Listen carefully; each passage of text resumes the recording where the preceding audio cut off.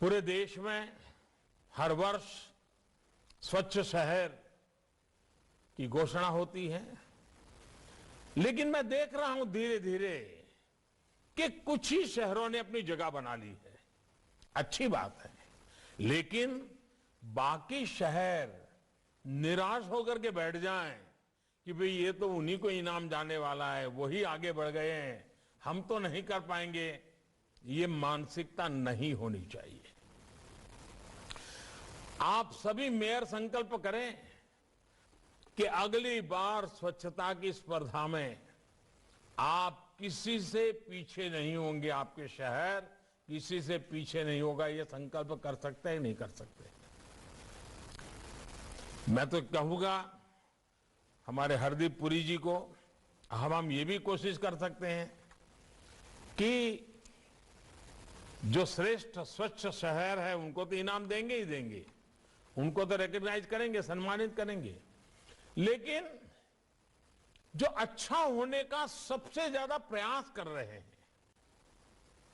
उनको भी हम रिकॉग्नाइज करें, और जो बिल्कुल आग बंद करके बैठ गए हैं, कुछ करना ही नहीं है, उनकी सूची भी निकाले और उन राज्यों में एडवर्टाइजमेंट करें कि देखिए इस राज्य के 3 शहर हैं वो इस स्वच्छता में कुछ नहीं कर रहे हैं।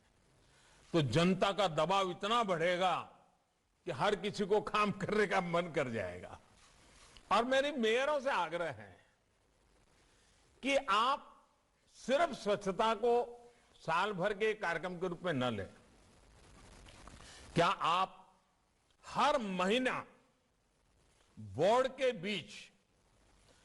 हर बोर्ड के बीच स्वच्छता की स्पर्धा ऑर्गेनाइज कर सकते हैं क्या?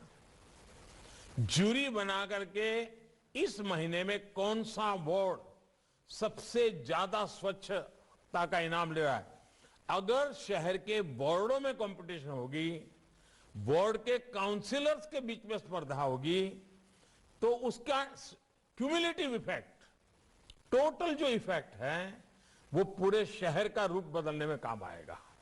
और इसलिए मैं तो चाहूंगा, दूसरा, जैसे स्वच्छता का एक महत्व है, सौंदर्यकरण भी, ब्यूटिफिकेशन, ये भी मैं तो चाहता हूं।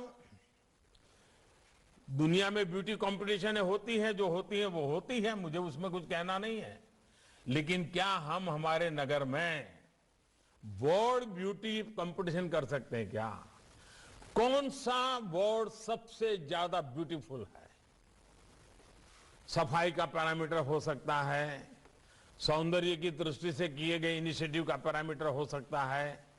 हर नगर अपना विकसित करे, जूरी बनाए, दीवारों को कैसे रंगा गया है, दुकानें हैं तो बोर्ड कैसे लगे हुए हैं, गलियों के साइन बोर्ड है तो कैसे लिखे गए हैं, एड्रेस कैसे लिखा जाता है, ऐसे अनेक बातें हैं। उन सारी बातों को अगर आप लगातार शहर में ये जोड़ते, अब जैसे अभी एक स्पर्धा ऑर्गेनाइज हुई है, आजादी का अमृत महोत्सव। अब आजादी का अमृत महोत्सव, उसमें 3 चीजें कही है जो आप सामान्य मानवी से करवा सके। एक, कि आजादी के अमृत महोत्सव के निमित्त रंगोली स्पर्धा, लेकिन रंगोली भी सौंदर्य के साथ जुड़ी हुई रंगोली नहीं, आजादी की आंदोलन की किसी न किसी घटना से जुड़ी हुई रंगोली। अगर ये पूरे शहर में आप स्पर्धा करें, आने वाले 26 जनवरी तक इसको बड़ा माहौल बनाए, देखिए बदल हो सकता है कि नहीं हो सकता है। उसी प्रकार से आपके शहर में आजादी के आंदोलन में जो हुआ हो, उसके लिए कुछ गीत लिखे जाएं। आपके शहर में आजादी के आंदोलन में घटी घटना के संबंध में कुछ गीत लिखे जाएं, उन गीतों की स्पर्धा हो।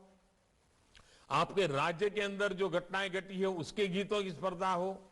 देश की महान घटनाओं को जोड़ करके उनकी स्पर्धा हो। आप देखिए बदलाव होगा कि नहीं होगा। उसी प्रकार से हमारी माताओं बहनों को जोड़ने का एक बड़ा कार्यक्रम हो सकता है। हमारी यहां पुरानी परंपरा थी लोरी गाने की। बच्चे जो नवजात शिशु होते थे तो लोरी गाते थे, हर घर में माताएं बहनें। अब क्या हम आधुनिक लोरी बना सकते हैं? आधुनिक रूप से भावी भारत कैसा होगा, 2047 में जब देश 100 साल का होगा, तो वो कौन सपने होंगे जो आज बच्चा जो पैदा हुआ है, जिसको उसकी माँ लोरी सुना रही है, वो उज्जवल भविष्य की लोरी सुनाए और उसको संस्कारित करे, अभी से संस्कारित करे कि देखो हम सब ने मिलकर के 2047 में जब हिंदुस्तान 100 साल की आजादी का वर्ष मनाएगा तो ऐसा ऐसा करेंगे। ऐसा कर सकते हैं क्या?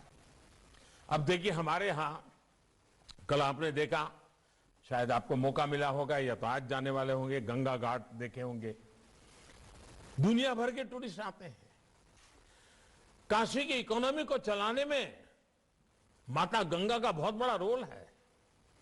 माता गंगा के तट पर जो कुछ भी हुआ है उससे काशी की इकोनॉमी को ताकत मिलती है। क्या हमारे करीब करीब अनेक शहर ऐसे हैं जो किसी न किसी नदी के तट पे हैं, या तो शहर में से नदी गुजरती है, लेकिन काल क्रम में वो नदी एक प्रकार से तबाह हो गई है। कभी कभी तो गंदी नाली बन गई है। या तो बारिश में पानी आता होगा तब वो नदी दिखती होगी, फिर नदी नजर नहीं आती होगी। हमें इस नदी के प्रति एक बहुत संवेदनशील अप्रोच अपनाना चाहिए। आज जब पूरी दुनिया पानी के संकट की चर्चा करती है, आज जब सारी दुनिया ग्लोबल वार्मिंग, क्लाइमेट चेंज की चर्चा करती है, और हम हमारे नगर की नदी की परवाह ही न करें, उस नदी को संभालना, उस नदी को संवारना, उस नदी के महात्म्य को समझना, समझाना, ये अगर न करें तो फिर हम कैसे गौरव कर सकते हैं? क्या हम एक काम कर सकते हैं, हर वर्ष 7 दिन के लिए जब भी आपकी सुविधा हो नदी उत्सव मनाएं। नदी उत्सव मना करके पूरे नगर को उसमें जोड़े। उसमें सफाई का काम हो सकता है, नदी का, नदी के इतिहास के संबंध में कुछ बातें हो सकती हैं, नदी के तट पर हुई घटनाओं को लेकर के बातें हो सकती हैं, नदी का गुणगान करने वाली बातें हो सकती हैं।